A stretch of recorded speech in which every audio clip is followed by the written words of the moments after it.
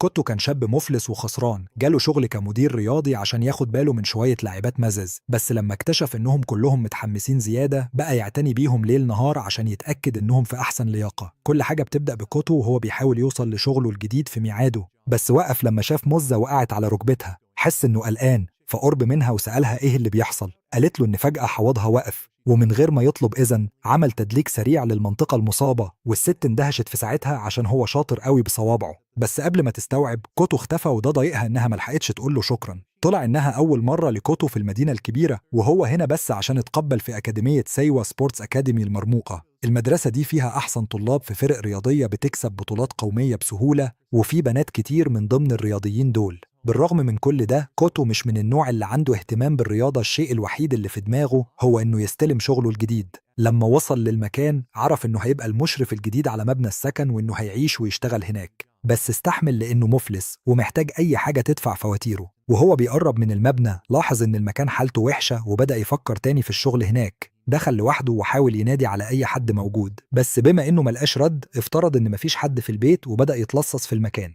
وتصدم لما فتح باب ولقى مزة اسمها أروما لسه خارجة من الدش. قبل ما يلحق يشرح موقفه أروما ضربته بالقلم على وشه وطردته. فاكراه من النوع اللي ما بيتحكمش في نفسه، خاف كوتو وجري عشان حياته وحاول يخرج من المبنى قبل ما أروما تأذيه. بس في السكة خبط في مزة تانية اسمها ميكو ووقع على منطقة. أول حاجة عملها لما استعاد وعيه هي إنه يستكشف المنطقة دي، لكن أروما لحقته وفهمت غلط لما شافته فوق ميكو ورميته بعيد بالمقشة. بعد الوقعة ميكو شرحت الموضوع لأروما وقالت إن كوتو هو المشرف الجديد على السكن، وضحت كمان إنه توظف عشان المشرف اللي قبله ساب الشغل، وقالت لأروما إنها تبقى متقبلة شوية، بس أروما الغاضبة قالت ده على جثتي. بعد كده ميكو طلبت من كوتو إنه يقدم نفسه، فالشاب قال إنه مجرد طالب بيحاول يدفع فواتيره، مش المتلصص اللي ما بيتحكمش في نفسه زي ما أروما فاكراه. ميكو اعتذرت عن سوء التفاهم وكشفت إنها طالبة في الأكاديمية برضه. لما سمع اسمها الأخير افتكر كوتو إنها في فريق كرة الطائرة القومي بالرغم إنها لسه طالبة. قالها إنه دايما معجب بيها وإنه من أكبر معجبيها، وده خلاها تتكسف شوية. لما جه دور أروما إنها تقدم نفسها رفضت، فميكو عملت الواجب وقالت إنها لعبت كرة سلة في الأكاديمية، وطلع إنها قادت فريق المدرسة ل3 ألقاب قومية قبل كده. وبالرغم إن كوتو شاف إن موهبتها حاجة كويسة، هي بتكرهه وبتتمنى إنه ما يكونش شغال في المبنى بتاعها. وهي ماشية ميكو اعتذرت عن وقاحتها في الوقت اللي كوتو متضايق فيه عشان ده أول يوم ليه، وهو بالفعل بياخد كره من واحدة من اللاعبات. ميكو مكبرتش الموضوع وقالت له إن أروما هتتغير مع الوقت. قالت له إن باقي سكان السكن هيرجعوا من التدريب قريب. بس قبل ما تكمل كلامها الاتنين سمعوا أروما بتصوت من السلم، وطلع إنها اتزحلقت والتوت كحلها. لما وصلوا ميكو مشيت تجيب دكتور، وكوتو فضل عشان يساعدها في الألم استخدم صوابعه المتخصصة لتدليك كحلها، وفي ثواني الألم قل كتير قوي. بالرغم من كده أروما كملت في دورها الوقح وضربت إيده بعيد عن رجلها من غير ما تقول شكرا. ورغم كده كوتو أصر إنه يكلمها لأنه قلقان إن إصابتها دي ممكن تخليها تبطل تلعب كرة سلة. بما إن أهله بيشتغلوا تدليك علاجي فهو بيقول إنه يعرف شوية عن جسم الإنسان. دلوقتي هما الاتنين في أوضة أروما، فهي وقفت عشان تفكر تاني في الموضوع قبل ما تمشي مع اللي كوتو بيعرضه. قبل ما تستوعب لقيت نفسها نايمة على سريرها ومستنية كوتو يخفف ألمها. ده شغل. أولا كوتو فحص حوضها، ومن طريقة لمسه أروما عرفت إنها هتحس براحة لو فضل مكمل كده. لما اشتكت من الموضوع ده كوتو قالها إن العضلات اللي حوالين منطقة الحوض عندها ناشفة، وده ممكن يسبب لها إصابة خطيرة لو متعلقش. مصدومة أروما بتتساءل هو عرف إزاي الحاجة دي بمجرد لمسة واحدة بس، فبتقرر إنها تعتمد عليه شوية زيادة عشان حاسة إنه ممكن يساعدها تحافظ على لياقتها. لما بتسمح له يلمسها بيبدأ برجليها وبيميل عشان يفرد عضلاتهم كذا مرة، بس في كل مرة أروما بتلاحظ إنها بتقرب أكتر من الكلاود 9، مستوى السعادة الفائق. الموضوع بيسوء لما رجليها بتفضل تضغط عليها، ولما الإحساس اللي جواها بيبدأ يزيد كوتا بيمطها لحد أقصى درجة، وده بيخلي المطر يبدأ ينزل بس مش من السماء. المضحك إن كوتا مش بياخد باله من كل اللي هي بتمر بيها ده، لأنه مركز بس على إنه يخليها تحافظ على لياقتها. فلما بيخلص أروما بتدرك إن كل المطر والمط ده ساعد في مرونتها، فبتشكر كوتا على كل حاجة. هي من جواها بتلوم نفسها عشان فاكرة إنها محتاجة تبطئ التدريب بسبب حالتها، بس كوتا بيقول لها إنه عمره ما جاب سيرة الموضوع ده. بيندفع وبيمسك إيديها وبيطلب منها إنها تسمح له يهتم بجسمها ويخليها دايما في أحسن أداء، بس أروما بتضرب إيديه عشان تبعدهم، وهي فاكرة إنه عايز يستخدم موضوع التدليك ده كوسيلة عشان يتقرب منها. قريبا صاحب والد كوتا بيظهر وبيتضح إنه هو رئيس الأكاديمية. الراجل ده بيعرف كوتا على كل البنات اللي في سكن الأكاديمية وبيطلب منهم إنهم يعاملوه كويس. ميكو هي اللي بتكمل وبتقدم البنات التانيين لكوتا، بتبدأ بنفسها وأيامي من فريق الكورة، وبعدين إيزومي من فريق السباحة، وفي الآخر تشيو من فريق تنس الطاولة. بعد كده كوتا بيحاول يتكلم مع البنات بس ردود أفعالهم بتخليه يخاف ويمشي. لما رئيس الأكاديمية بيشوف ده بيوضح إن البنات ممكن يكون صعب التعامل معاهم شوية، وبيحذر كوتا إنه ياخد باله. ده بعد ما المسؤول اللي كان ماسك قبل كده ما كملش غير يوم واحد بس. بعد كده بيفكر كوتا بالاتفاق اللي بينهم بخصوص المنحة الدراسية، وبيوضح له إنها هتتسحب لو ساب الشغل.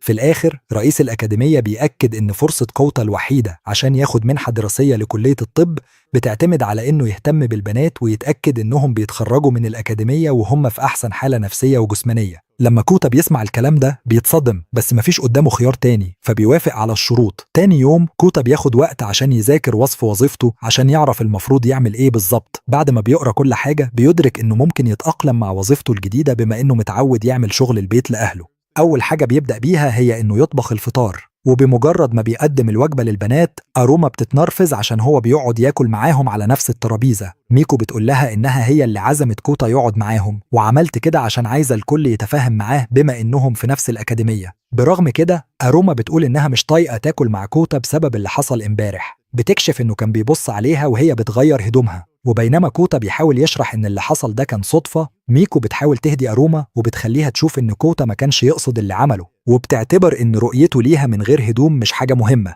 أروما بتتنرفز أكتر وبتجيب سيرة جلسة التدليك اللي كانت بينها وبينه، وبتحاول تبين كأنه استغلها أو حاجة زي كده، بس ميكو بتفكرها إنها في الحقيقة حست إنها أحسن بكتير لما خلص معاها. بعد كده كوتا بيقول للكل إنه متاح لو احتاجوا أي حاجة، بس أروما بتزعق له تاني وبتدعي إنها مش ممكن تقبل إنه يشتغل هناك. سماع الكلام ده بيضايق أيامي، خصوصا إن أروما هي اللي بتزعق طول الوقت من ساعتها، فبتقول لها تسكت وتستحمل. في حدود نص اليوم كوتا بيكمل عشان يعمل الغسيل، لأنه دي تاني حاجة مكتوبة في الكتيب بتاع شغله، وبيستثني الملابس الداخلية البلوت أرمور بتاعة البنات. قبل كده كان بيغسل الأطباق في المطبخ، وميكو انضمت ليه عشان تساعده ويقللوا حمل الشغل. اعتذرت عن تصرف أروما، بس اللي حصل بين أروما ويامي خلاه يسألهم لو هم مش متفقين مع بعض. ميكو قالت له إنهم دايما بيتخانقوا عشان بيشوفوا نفسهم منافسين لبعض. اتضح إن يامي كانت جزء من فريق شباب لنادي بره البلد لحد الشهر اللي فات لما رجعت اليابان، بالرغم من إن ميكو ذكرت إن كان عندها مشاكل بسيطة. لما كوتا سمع ده أدرك إن يامي موهوبة زي باقي البنات، بس ميكو قالت له إنها قضت وقت طويل بره وممكن ما تكونش متعودة على الحياة في اليابان. حاليا كوتا بيتذكر ده، بس بيتفاجئ لما بيلاقي قطعة ملابس داخلية بلوت أرمور مرمية مع الهدوم اللي غسلها. بالصدفة إيزومي بتشوفه وهو ماسكها وبتجري، وبتقول إنها بتاعة أروما، فبيجري وراها عشان يمنعها إنها تنشر الخبر. في الطريق بتخبط في أروما اللي بتشوف على طول إنه ماسك الملابس الداخلية بتاعتها البلوت أرمور، عشان كده هي بتاخد انطباع غلط وبتوصفه بإنه خاسر ومنحط. بعد ما بيعدي منها بيروح علشان ينظف المبنى، بيلاحظ أوضة وريحتها كأنها متنظفتش بقالها سنين. بيدخل بيلاقي المكان كله متغطي تراب وبيستغرب مين عمل كل الفوضى دي. بيقرب أكتر وبيلاحظ حاجة بتتحرك تحت الملايات، فبيقرب أكتر عشان يشوف إيه ده. وهو في الطريق بيتكعبل ويقع وبيلاقي نفسه ماسك تشيو، فالمتعجرفة بتضايقه وبتقوله إنه عايز يتمسك بيها بسرعة. كوتا بيتصدم وبيشيل إيده وبيحاول يشرح الموقف، بس قبل ما يتكلم أروما بتظهر في الأوضة وتاخد انطباع غلط تاني. المرة دي بتوعده إنها هتأدبه وبتقرر تنادي الكل لجلسة محكمة طوارئ. هنا أروما بتحط كوتا في الصورة وبتتهمه إنه سرق حمايتها، وإنه بص عليها وهي بتغير هدومها وحاول يتمسك بتشيو من غير موافقتها. عشان الموضوع يسوء أكتر تشيو بتدعي إنها تعرضت لاعتداء، وده بيخلي أروما تقرر تفصل كوتا وتطرده من البيت. بشكل مفاجئ أيامي بتدافع عن كوتا وبتشرح إن موضوع التلصص ده ولخبطة الغسيل وحتى الموقف بتاع تشيو كل ده كان مجرد حوادث. أروما بتتعصب بعد ما بتسمع الكلام ده عشان أيامي بوظت خطتها عشان تطرد كوتا. في نفس الوقت كوتا بيستغرب ليه أيامي دفعت عنه. أما ميوكي فهي بتقول لأروما إنها تعتذر لكوتا عشان اتهمته كذب، وبعد شوية تردد أروما بتتشجع أخيرا وبتعمل كده. بعد ما الموضوع ده بيخلص كوتا بياخد نفسه وبيرجع أوضته بعد ما بيخلص كل شغله. هو متضايق إنه كان على وشك يتطرد في أول يوم ليه، بس مش قادر يبطل يفكر ليه أيامي دفعت عنه. فجأة أيامي بتظهر في أوضته، ورغم إنه بيتصدم لما بيشوفها هناك أول حاجة بيعملها إنه بيشكرها عشان أنقذت وظيفته. بس أيامي بتستغل الموقف وبتقول له إنه مدين ليها وعايزاه يسدد الدين ده إنه يعمل أي حاجة هي تقولها. كوتا بيبص وبيفهم إن ده اللي شافه كريستوفر كولومبوس لما وصل أمريكا أول مرة. يا ساتر، بس بما إنه مش عايز ينفصل بيترجاها تلبس هدوم كويسة. بس أيامي بترفض لأنها مصممة إنها تتمسك بيه الليلة دي، وبتتحجج إنها بردانة عشان تنط. وبينما كوتا بيحاول يتحكم في طاقته بيسأل أيامي هي ليه جت أوضته، فهي بتقوله إن ده عشان هي عايزة تدليك كامل لجسمها قبل ما تنام. لما سمع كده كوتا قال لها كان المفروض تقول كده لما دخلت، بس هي بتتجاهل الكلام ده وبتحضنه وبتقوله إنها بتحب تاخد الأمور بالراحة. بتدعي إنها عايزة تبقى صاحبته لأن مفيش عندها أصحاب كفاية هنا في اليابان، بس كوتا بيصر إنها ممكن تكون صداقات وهي لابسة هدومها. بعد كده بتنام ساكنة عشان كوتا يدلك ظهرها، وبتتصدم قد إيه هو شاطر. من غير ما يعمل مجهود كبير هي بتحس بإحساس شوية وبتبتدي تتمنى لو كان معاها حاجة معينة عشان تهدي نفسها، بس لمسة تانية من صوابع كوتا الماهرة بتخليها ترتعش. بكده كوتا بيخلص جلسة التدليك بتاعتهم وبيخرج عشان يجهز لها أوضة عشان تعمل تمارين الإطالة. بس وهو ماشي أيامي بتتعصب لأنه ما أوقعش ليها بالرغم من كل محاولات الإغراء بتاعتها، وهي بتفكر في الموضوع ده بتوعد إنها هتخلي كوتا يقع ليها بأي طريقة ضرورية. طول الوقت ده كوتا بيكون في المطبخ ومستغرب ليه أيامي لازقة فيه زيادة عن اللزوم. هو بيفترض إن ده عشان هي لسه جاية من بره جديد وبيفتكر إن ده شيء عادي هناك. أيامي من ناحية تانية بتكون نايمة في السرير وبتتمنى تحصل على اهتمام من كوتا، بس هي بتكره إنها مش قادرة تغري شخص بسيط زيه لأن ده معناه إنها ممكن متقدرش تجيب صديق حقيقي. في نفس الوقت كوتا بيفتكر كلام ميوكي لما قالت إن أيامي شغلانة، وبيبتدي يفترض إن أيامي عايزة توقعه في مشكلة عشان يخسر وظيفته. الإدراك ده بيخليه أكتر حذرا منها لأنه مش عايز يخسر منحة دراسة الطب بتاعته. بعدها بشوية بيخلص عمل الشاي في المطبخ، ولما بيرجع أوضته بيتصدم لما بيلاقي أيامي قاعدة على سريره وهي لابسة مايوه السباحة بتاعها. بس قبل ما أي شيء يحصل بيقول لها تلبس هدوم، بس هي بتقوله إنها حرانة ومش قادرة تلبس حاجة على جسمها. كوتا بيتجاهل ده وبيديها الشاي الخاص اللي عمله وبيقول إنه هيساعدها تدفى قبل ما يبدأوا جلسة الإطالة بتاعتهم، فهي بتشرب كل حاجة وبتنام في السرير عشان كوتا يعمل التدليك الخاص بيها. من غير ما يضيع وقت كوتا بيبدأ يعمل إطالة لعضلات الفخذ الخلفية بتاعتها، بس لمسته لوحدها بتسير كل عصب في جسمها. وهو بيحرك رجليها لقدام ورا بيلاحظ إنها متخشبة شوية، فبيقرر يمسك الراجل التانية عشان تحس بالراحة. وأيامي بتحس بكده وبتلاقي صعوبة إنها تتنفس عشان كل اللي جواها بدأ يزيد بشكل جنوني مش قادرة تتحكم فيه، فبتستسلم وبتحاول تخنق كوتا بالكيكة بتاعتها. وكوتا وهو غرقان بيدرك إن ده فخ كبير وإنه خلاص لو ما مسكش أعصابه، فبيبعد وبيقول لأيامي تبطل هزار. بس أيامي بتدعي إنها عملت كده عشان عايزة توريه المكان اللي بيوجعها، لكن في أعماقها هي عارفة إنها كانت بتحاول تخليه يشرب. وهي نايمة على جنبها بتتساءل هتعمل إيه تاني عشان تخليه يقع في حبها. بس وهي بتفكر في حاجة شيطانية كوتا بيلمس نقطة بتخلي الفيوز بتاعتها تطلع لبره بشكل جنوني، وهي بتترعش. بتترجاه يبعد صوابعه عن ظهرها، بس كوتا بيقولها إنه بس بيلمس كتفها. وفي اللحظة دي هي بتدرك إنها اتحرقت لو خدت الجد. المرة اللي بعدها كوتا بيلمس كتفها بتستحمل، بس وهي بتعمل كده بتعرق كتير. وكوتا بيقولها ده بسبب الشاي اللي شربته، وهو بيشرح لها إن المشروب ده بينشط الدورة الدموية في الجسم. أيامي بتدرك إن مش الدورة الدموية بس اللي بتتنشط، في أعماقها نفسها تترجاه إنه يهدي اللعب شوية، بس مش هينفع عشان مش عايزة تبان ضعيفة. كوتا بيشم ريحة غير مقصودة وكان هيطلع كل الطاقة المكبوتة اللي كاتمها بقاله شهور، بس بيفوق لنفسه وبيصر إنه يفضل بروفيشنال. لكن أيامي بتبصله وبتبدأ تفكر إنها مسكته خلاص عشان بيطول وهو بيدلك ظهرها. بس لما بتحاول تعمل حركة غريبة تانية بتدرك إن كوتا مش متأثر بخطتها، بالعكس بتبدأ تترعش بسبب كل الكهرباء المتجمعة من رقبتها لحد رجليها، وبتتمنى إن كوتا ياخد بريك عشان تقدر تاخد نفس. لكن كوتا بيزود الجلسة خطوة كمان وبيضرب النقطة الصح. وهي بتتصارع عشان تتنفس كوتا بيسألها إحساس ده إيه، بس هي بتفضل ساكتة. قبل ما تاخد بالها إيزومي بتدخل الأوضة وبتتصنم لما بتشوف كل حاجة، فاكرة إن كوتا كان بيعمل حاجة مع أيامي. كوتا بيتصدم وبيوضح إنه كان بس بيعمل تمارين إطالة لأيامي، بس إيزومي مش بتصدقه عشان كانت سامعة أصوات أيامي السعيدة من أوضة المعيشة. أيامي بتقول إنها كانت بتغني عشان صوابع كوتا السحرة مريحة، بس إيزومي بترد عليها بتسألها ليه مش لابسة دراعها. أيامي بخجل بتقولها إنها قلعته عشان كانت حرانة وبتعرق، فإيزومي بتكتب كل اللي قالته في مذكراتها وبترفض إنها تشرح ليه بتعمل كده. وهو ماشي أيامي بتتصب بالإحباط عشان مش هتقدر تبصله بكرة،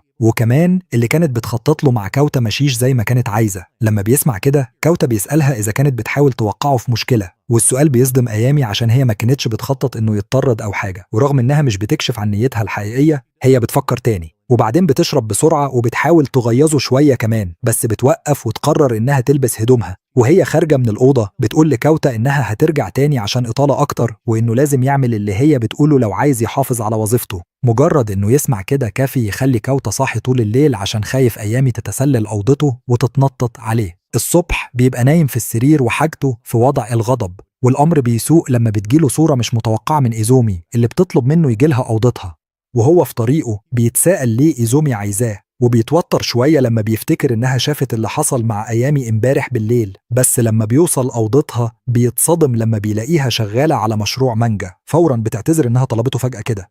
واللفتة اللطيفة دي بتخلي كاوتا يفكر إنها مش هتطلب منه حاجة غريبة، لكن لما بيسألها ليه طلبته بتقوله إنها كانت بتتساءل إذا كان زير نساء عشان عرف يشوف أيامي بشكل مش متوقع بالرغم من إنه في السكن بقاله أيام قليلة. بتتهمه إنه عمل حاجة مع أيامي، ورغم إن كاوتا بيقولها إنه كان بيحاول بس يساعد أيامي في التوتر هي مش بتصدقه. بدل من كده بتسأله إيه المميز فيه اللي بيخليه سهل إنه يقل أدبه مع البنات، فبيقولها إنها صوابعه السحرة. وبينما إيزومي بتحاول ما تفكرش في اللي الصوابع السحرة دي بتعمله، كاوتا بيعرض إنه يوريها بتشتغل إزاي، بس هي بترفض عشان هي مش مستعدة للنتيجة اللي بتيجي بعدها. بعد كده بتكشف إنها سألت كاوتا الأسئلة دي عشان بتدور على أفكار للمانجا الكوميدية الرومانسية بتاعتها. لما كشفت إنها ناوية تبطل سباحة وتركز في المانجا، كوتو اتصدم تماما عشان المنحة الدراسية بتاعته هتتلغي لو هي بطلت. فضولي سألها ليه عايزة تبطل، قالت له عشان هي مش كويسة كفاية، عايزة تبطل لو ما كسبتش مسابقة صغيرة جاية تاني يوم، عشان هي مقتنعة إنها مش هتعرف تعمل كويس في الألعاب الكبيرة لو ما عملتش كويس في مسابقات صغيرة زي دي. بعد ما سمع الكلام ده كوتو قرر يتفرج ويشوف إيزومي هتعمل إيه في تدريب السباحة، وبعد ما اتفرج حوالي 10 دقايق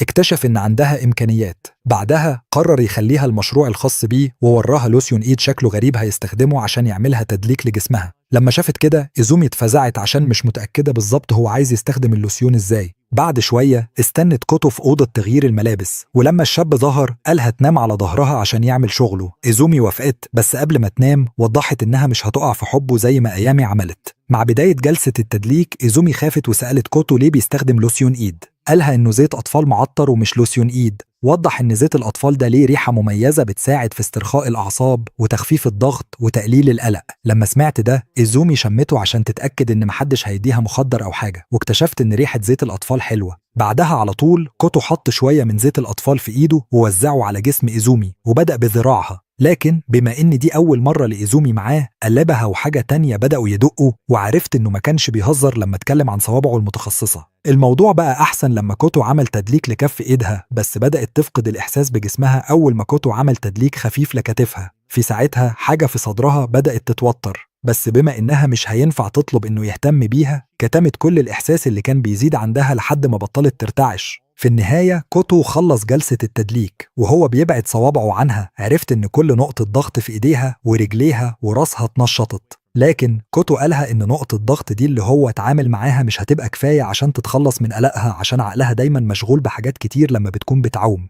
بعد كده نصحها إنها تصفي ذهنها قبل أي سباق، بس بما إن ده صعب عرض إنه يعملها تدليك أخير، وده اللي هيحل المشكلة. لكن هو كان قلقان من الموضوع ده عشان نقطة الضغط المستهدفة في منطقة صدرها، وده صدم إيزومي تماما. في الوقت ده في حين إن مدربة السباحة متحمسة إن إيزومي كسرت رقمها القياسي في سباق السباحة بتاع امبارح، المشرفة فويوتسكي بتاعت المدرسة ظهرت بتسأل عن إيزومي. لكن لما المدربة قالت لها إن إيزومي مع كوتو بدأت تشك وناوية تشوف بيعملوا إيه ورا الأبواب المقفولة. رجعنا للأوضة مع كوتو. إيزومي افتكرت إنها فقدت حماسها للسباحة عشان كانت مضغوطة بتوقعات الناس التانية، بس بما إن كوتو بيعرض حل هيخليها تعمل زي ما كانت بتعمل زمان سمحت له ينشط نقطة الضغط اللي في صدرها. على طول كوتو خد شوية من زيت الأطفال وعمل تدليك عميق في نص صدرها بيحاول ينشط نقطة الضغط المستهدفة، وده خلى إيزومي تبدأ ترتعش. وهو بيعمل كده كوتو حرص إنه يتجنب منطقة صدرها، بس في وقت معين إيزومي لاحظت إنه ماسك نفسه وقالت له يديها كل اللي عنده. لما سمع ده كوتو افتكر وقت لما مامته علمته إزاي ينشط نقطة ضغط الصدر. وقتها قالت له يعمل تدليك للنقطة دي كأنه بيعمل تدليك للجزء العلوي من الجسم، ويتأكد إن اللعبة اللي معاه متقدرش تتجاهل الإحساس اللي بتحس بيه من التدليك. بعد ما افتكر ده كوتو اعتذر لإيزومي على إنه كان ماسك نفسه، فهي مكبرتش الموضوع وقالت له يكمل التدليك. قبل ما تستوعب كوتو فضى إزازة زيت الأطفال كلها على جسمها وبدأ على طول في تنشيط منطقة صدرها. وهي بتحاول تعمل ده إيزومي عملت اللي تقدر عليه عشان تحافظ على هدوءها، بس لما بدأت تحس كأنها تحت المحيط عرفت إنها مش محتاجة تقاوم كل الإحساس اللي بيزيد جوه جسمها، وسمحت لكوتو يوصلها لأقصى درجة.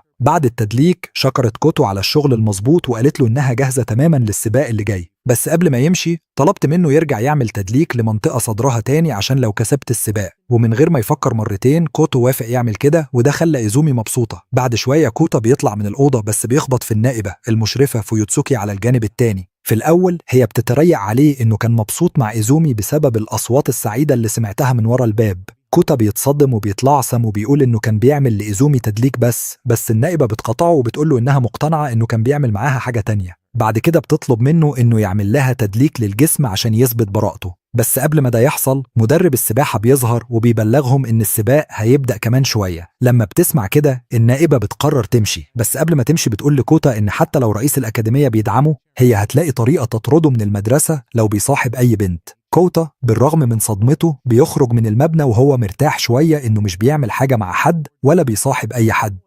ده معناه إنه في أمان من النائبة المجنونة. تاني يوم وهي إيزومي بتظهر عشان تتمرن، واحدة من زميلاتها بتشكرها عشان فازت في سباق امبارح. بعد كده بتسألها عن سرها وبتتوسل إنها تستفيد منه، بس مجرد التفكير في إن كوتا بيعمل لها تدليك للجسم بيخلي إيزومي تغير، فبترفض إنها تقول السر. في وقت متأخر من نفس اليوم بتتحمس عشان حطمت رقمها القياسي الشخصي تاني وبتاخد وقت ترسم فيه وش كوتا. فجأة كوتا بيظهر وبيوشوشها بكلمات مدح في ودنها عشان أدائها الكويس في آخر سباق ليها. وجوده المفاجئ بيخلي إيزومي يجيلها رعشة ومش بتاخد بالها لما كوتا بيبدأ جلسة تدليك تانية. بعد حوالي 5 حركات صوابع إيزومي بتوصل لأقصى درجة، بس بتصحى وبتكتشف إن كل ده كان مجرد حلم مبلل غريب. ورغم كده هي عجبها الموضوع وبتطلع إن كوتا يعمل لها تجربة تدليك تانية لا تنسى. بعد شوية الكل بيتجمع في أوضة المعيشة عشان يحتفلوا بفوز إيزومي الأخير، وبياكلوا وبيشربوا نخب توست الاحتفال. بعد حوالي 5 دقايق ميكو بتدوق الأكل وبتكتشف إنه لذيذ، فبتشكر كوتا على طبخه، بس أيامي بتدعي إنها ساعدته في الطبخ وبتحاول تاخد الفضل لنفسها، لكن أروما بتقاطعها وبتقول لها تسكت لأنه هي مش بتعرف تطبخ. إيزومي بتدوق الأكل وبتشكر كوتا على طبخه، وكمان تشيو اللي بتستغرب إنه طباخ كويس. كوتا بيشرح إنه كان بيساعد عمته في مطعمها وده بيأكد مهاراته في الطبخ، بس ده بيخلي أروما تتساءل إيه المهارات التانية اللي مخبيها. بعد ثواني أيامي بتبدأ تشكر في كوتا لأنه عنده كفاءة، بس ده بيضايق أروما عشان هي بتتعلق بكوتا زيادة عن اللزوم. وهما بيتخانقوا تشيو بتشكر إيزومي على فوزها في آخر سباق، بس بتستغرب وبتسألها إزاي قدرت تعمل كده. إيزومي بترد إن كوتا عمل لها تدليك ساعدها إنها تصفي ذهنها، وبتتجه لكوتا عشان تشكره تاني على المساعدة. لما ميكو بتشوف ده بتستغرب إيه نوع التدليك اللي كوتا عمله لإيزومي، بس قبل ما كوتا يقدر يقول لها إنه عمل تدليك لكيكا إيزومي بتغطي بوقه وبتقول له إنه يخلي اللي حصل بينهم سر. بعد كده كوتا بيلاحظ إن أيامي ما لمستش أكلها، فبيقلق وبيسألها إيه اللي مضايقها. أيامي بتقول له إنها هتاكل أكلها بس لو هو اللي بياكلها بإيده، ولما كوتا بيحاول يقاوم بتفكره إنه المفروض يعمل أي حاجة هي تطلبها منه. بس لما كوتا بيوافق في الآخر إنه يعمل كده إيزومي وروما بيغيروا عشان هو بقى قريب قوي من أيامي. مع نهاية الأكل تشيو بتبدأ تشتكي إن عينيها تقيلة وده بسبب عاداتها السيئة في اللعب. لما روما بتوضح إنها ما نامتش امبارح بالليل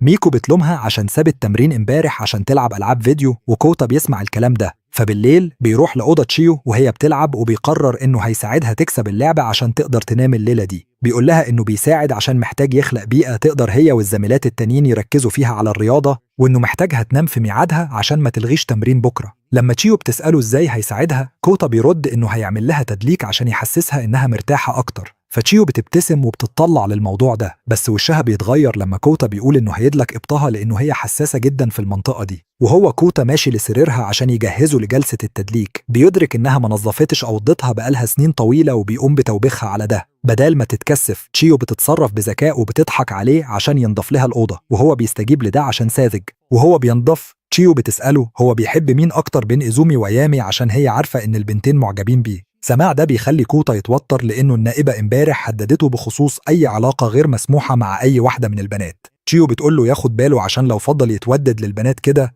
هم هيحبوه. لما بيسمع ده بيتخذ موقف دفاعي وبيقول إنه مش بيتودد ليهم، بس تشيو بتقطعه وبتقول له إنها فاضية لو هو حابب لأنها اتعاملت مع ولاد كتير وعندها خبرة. بالرغم من كده كوتا بيتجاوز النقطة دي وبيدخل في جلسة التدليك على طول وبيبدأ يدلك رقبة تشيو. وهو بيكمل بيلاحظ إن عضلات تشيو متناسقة بشكل مثالي، بس بيلاحظ إن أكتافها متخشبة، ونتيجة لكده بيطلب منها تنام على جنبها وبيبدأ يدلك منطقة الإبط. بس لما بيعمل لها إطالة هي بتبدأ تضحك عشان عندها حساسية من الدغدغة هناك. مع ذلك بتبدأ تشتكي لما كوتا بيركز على نقطة معينة عشان هي حاسة بوجع. كوتا بيقول لها إنه مش قاسي معاها وإنها حاسة بالوجع بس عشان هو بيدلك نقطة ممكن تخفف التوتر في رقبتها وكتفها. تشيو بتشتكي إنها مش قادرة تستحمل الوجع، بس كوتا بيرد وبيقول لها إنه عارف إنها عايزة تبطل عادة اللعب الإلكتروني بتاعتها. بيقول لها إنه واخد باله إنها بتهتم بلياقتها البدنية بجدية عشان هي متميزة في مناطق معينة وبتملك عضلات متناسقة في الأماكن الصح، وإنه مفيش حد يقدر يحافظ على لياقة جسمه بالشكل ده من غير تدريب مستمر. وبيذكر كمان إنه عارف إنها مش هتقدر تبطل اللعب الإلكتروني لأنها بتحب التنافس بطبيعتها وعايزة تكسب،